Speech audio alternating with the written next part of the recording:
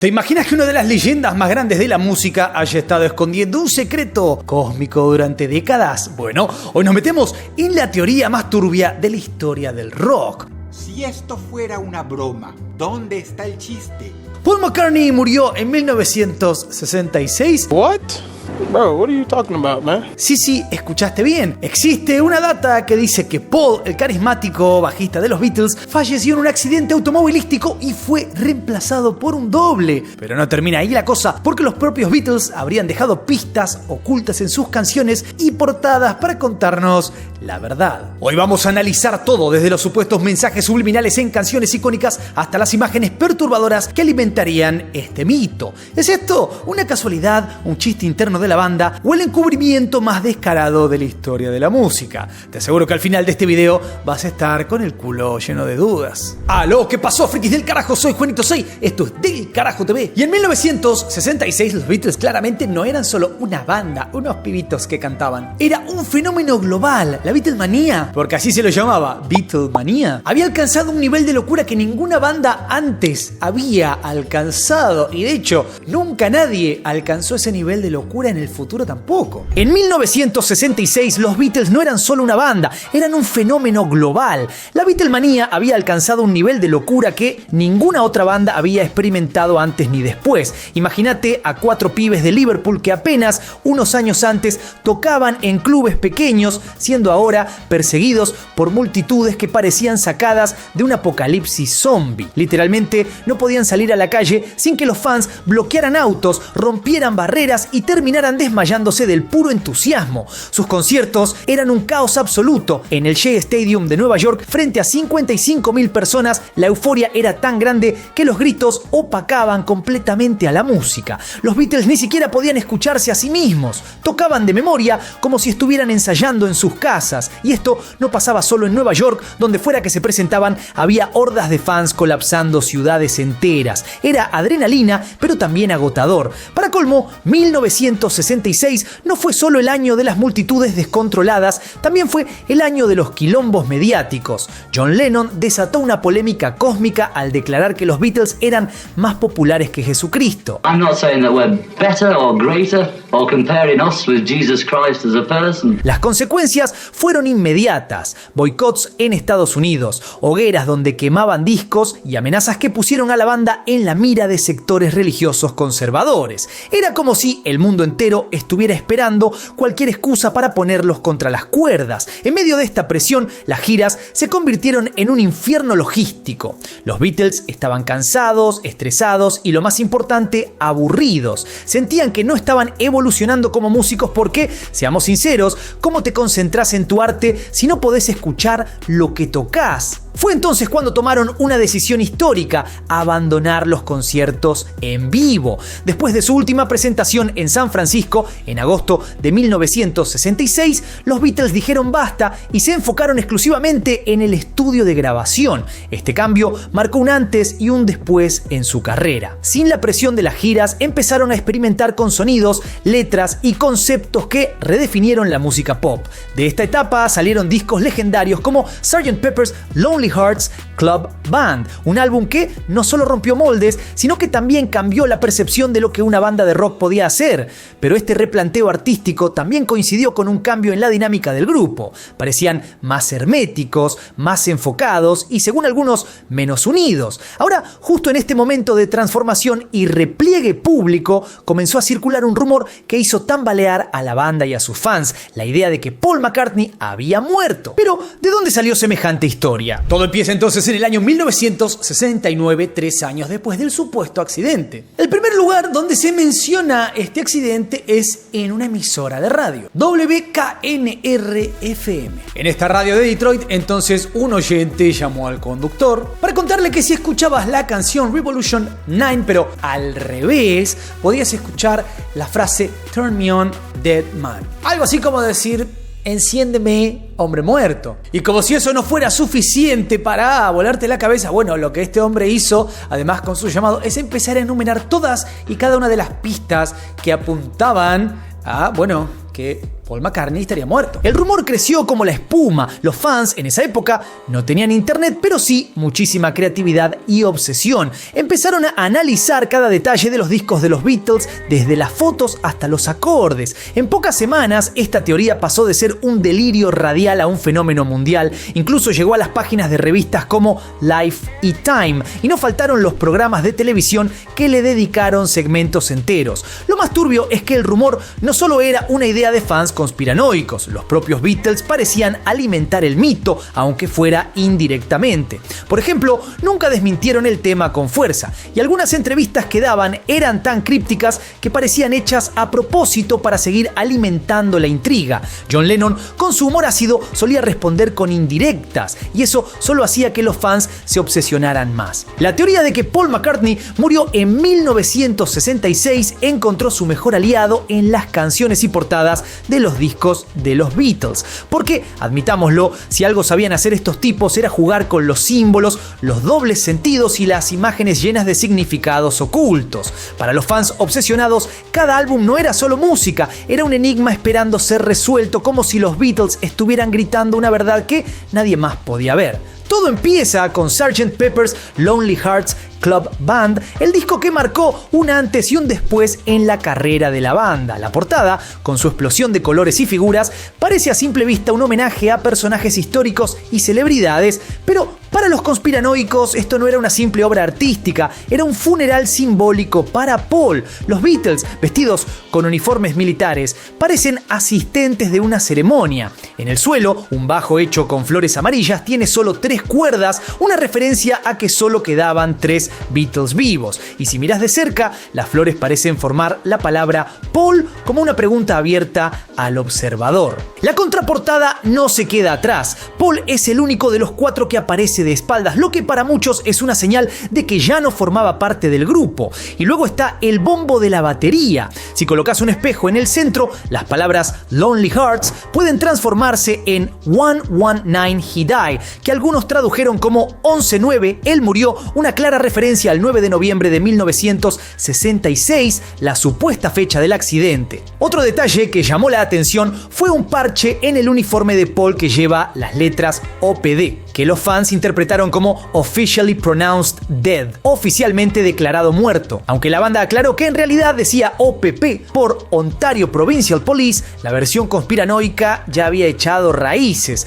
Pero si hablamos de portadas cargadas de simbolismo, nada supera a Abbey Road. Esa imagen icónica de los Beatles cruzando la calle no solo es una de las más famosas de la historia de la música, sino también el epicentro de la teoría sobre la muerte de Paul McCartney. Según los conspiranoicos, esta foto no es una simple caminata de los Beatles, es una procesión fúnebre en toda regla. John Lennon, vestido completamente de blanco, representa al predicador o guía espiritual. Ringo Starr, de negro, simboliza al director del funeral, quien se encarga de los servicios. George Harrison, con su ropa de trabajo en jeans y camisa, sería el sepulturero encargado de enterrar el cuerpo. Y Paul es el difunto, aparece descalzo porque en muchas culturas se entierra a los muertos sin zapatos y está fuera de paso con los demás, como si no perteneciera al grupo. Para muchos, el detalle que remata esta imagen está en el cigarrillo que Paul sostiene en su mano derecha. Como Paul era zurdo, esto fue interpretado como una pista de que no era el verdadero McCartney, sino su supuesto reemplazo. Además, algunos fans fueron más allá, viendo el cigarrillo como un símbolo del clavo de un ataúd.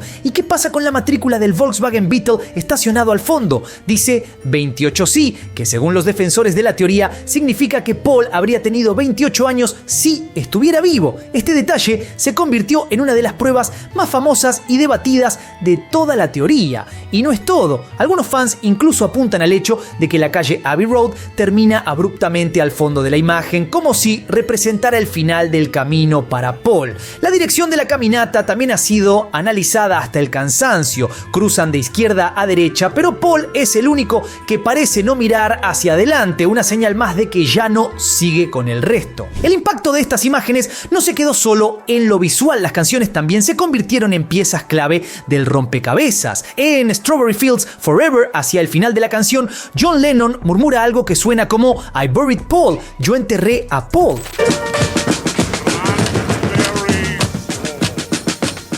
Lennon, fiel a su estilo, luego aclaró que en realidad estaba diciendo salsa de arándanos, pero para los conspiranoicos ya era demasiado tarde. Esa frase se convirtió en la prueba definitiva. Luego está A Day in the Life del mismo disco Sgt. Pepper's. La letra habla de un accidente.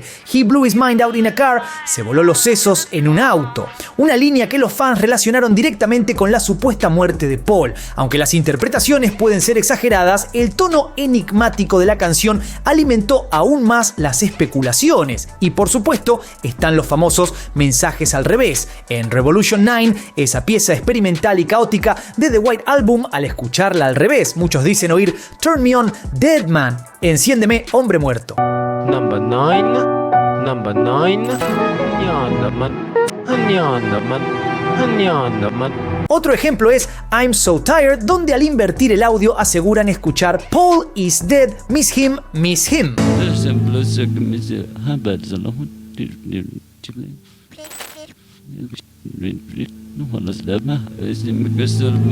Paul está muerto, lo extraño, lo extraño. Estos detalles, aunque parecieran juegos accidentales, se convirtieron en pilares de la teoría, consolidando la idea de que los Beatles jugaban a esconder secretos a plena vista. Una de las pistas quizás menos conocidas aparece en It's Johnny's Birthday de George Harrison, incluida en el álbum All Things Must Pass. A primera vista parece un tema ligero y casi humorístico, pero si escuchás la canción al revés, algunos fans aseguran oír la frase escalofriante He never wore his shoes, we all know he was dead. Él nunca usó sus zapatos, todos sabemos que estaba muerto.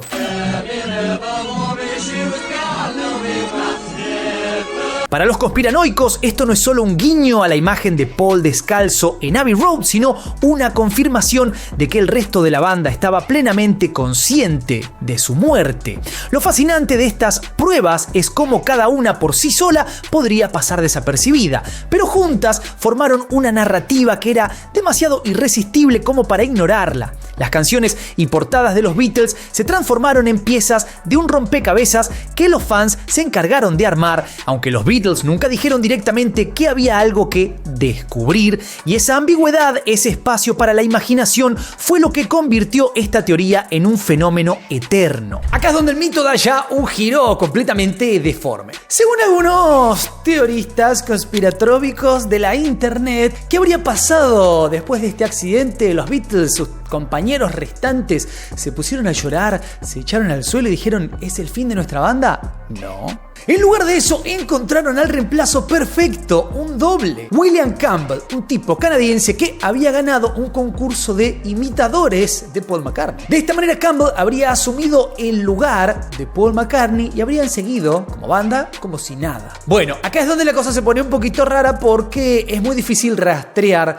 a este personaje. Acá es donde todo se vuelve más bien una película. Los defensores de la teoría aseguran que si te fijas bien podés notar diferencias físicas entre el Paul original y el nuevo Paul. Por ejemplo, dicen que la forma de la cara cambió ligeramente, que la altura es un poco mayor y que hasta los dientes son distintos. Incluso hay quienes aseguran que la voz de Paul nunca volvió a sonar exactamente igual después de 1966. Pero seamos sinceros, estas pruebas muchas veces parecen tan forzadas que te preguntas si los conspiranoicos no tenían demasiado tiempo libre. Lo más loco es que algunos fans creen que los propios Beatles dejaron pistas sobre este supuesto impostor. En la contraportada de Sgt. Pepper's aparece una mano sobre la cabeza de Paul, un gesto que según ellos simboliza la muerte. En la misma portada, en el bombo de la batería, aparece la frase Welcome the Rolling Stones escrita al revés, lo que algunos interpretaron como una referencia a que el nuevo Paul era parte de una conspiración más grande en la industria musical. Demasiado rebuscado, sí, pero divertido, definitivamente. Ahora,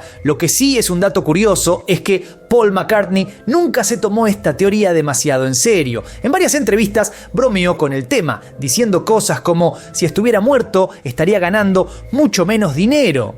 Pero para los conspiranoicos estas respuestas no hicieron más que confirmar que había algo raro detrás, porque claro, ¿quién en su sano juicio confiesa algo así tan fácilmente? Cuando el rumor de la muerte de Paul explotó, los Beatles ya estaban en otra. Habían dejado las giras y se encontraban metidos de lleno en el estudio trabajando en los discos que marcarían su etapa más experimental. Pero, como era de esperarse, la teoría llegó a ellos. ¿Y cómo reaccionaron? Bueno, con la misma actitud que los definía. Un mix de sarcasmo, humor y misterio. John Lennon, por ejemplo, no se guardó nada. En una entrevista, cuando le preguntaron sobre las supuestas pistas ocultas, respondió: si mirás lo suficiente cualquier cosa, vas a encontrar lo que quieras. Podés mirar una nube y decir que parece Napoleón si te esforzás lo suficiente. Básicamente estaba diciendo que todo esto era fruto de la imaginación de los fans. Pero lo curioso es que, lejos de cerrar el tema, este tipo de respuestas solo lo avivaban más. Porque claro, ¿qué esperaban? Que Lennon dijera: sí, Paul está muerto, lo reemplazamos y nos salió bárbaro. Paul, por su parte, también jugó con el tema, pero a su manera.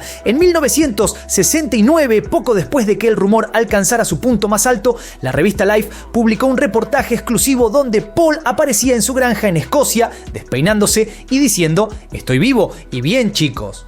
Lo gracioso es que, en lugar de calmar las aguas, esta aparición alimentó aún más el mito. Los fans empezaron a analizar hasta su tono de voz y su expresión facial, buscando señales de que este Paul no era el Paul de verdad. La industria musical también se sumó al circo. Los medios de comunicación se encargaron de inflar la historia porque, seamos sinceros, vende como pan caliente. Programas de radio, artículos en revistas y hasta debates serios discutían la posibilidad de que Paul McCartney realmente estuviera muerto. La conspiración había tomado vida propia. Lo más interesante es que los Beatles nunca desmintieron oficialmente la teoría de forma contundente. ¿Por qué? Porque, aunque parecía un delirio, este tipo de rumores mantenían a la banda en el centro de la conversación. Y si algo sabían los Beatles era cómo manejar la atención del público. Para ellos, esto era casi como una campaña de marketing involuntaria. Pero realmente lo era. Ahora pongamos las cartas sobre la mesa, porque esta teoría, esta supuesta situación que hay detrás de Paul McCartney sigue más viva que nunca tanto tiempo después. ¿Qué es lo que alimenta esto? ¿O qué es lo que nos deja todavía dudando de que Paul McCartney sea justamente Paul McCartney? Primero hay que entender una cosa: las conspiranoias muchas veces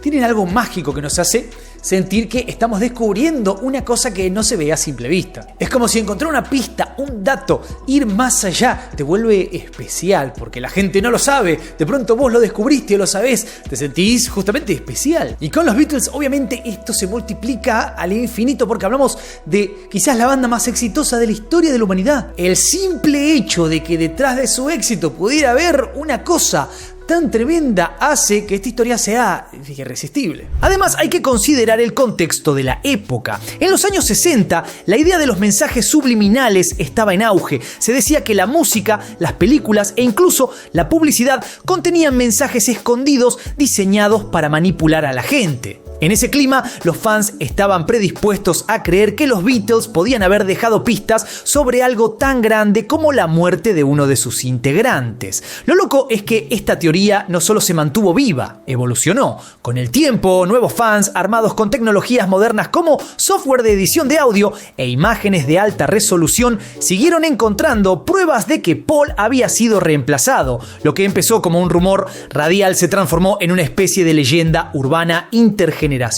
Pero quizás lo más importante es que esta teoría es entretenida. La idea de un Paul McCartney falso, de mensajes secretos escondidos en canciones y portadas y de una conspiración global que involucra a la banda más famosa del mundo tiene todos los ingredientes de una buena historia. ¿Es absurda? Sí. ¿Es divertida? También. Y en un mundo donde las verdades absolutas a veces son tan aburridas, la teoría de que Paul está muerto sigue siendo una de esas historias que nunca dejan de fascinar. La teoría de que Paul McCartney fue reemplazado por un doble es una historia que superó, pero todo superó. Lo que empezó como un pequeño rumor alimentado por algún fan, un tipo que llamó a la radio, terminó siendo parte de la cultura pop para siempre. Primero está el impacto en la música. Bandas y artistas de todas las épocas han hecho referencia al mito, ya sea como homenaje o como burla. Por ejemplo, Paul mismo se lo tomó con humor y nombró uno de sus discos en vivo como Paul is Live, jugando con la frase que dio origen al rumor.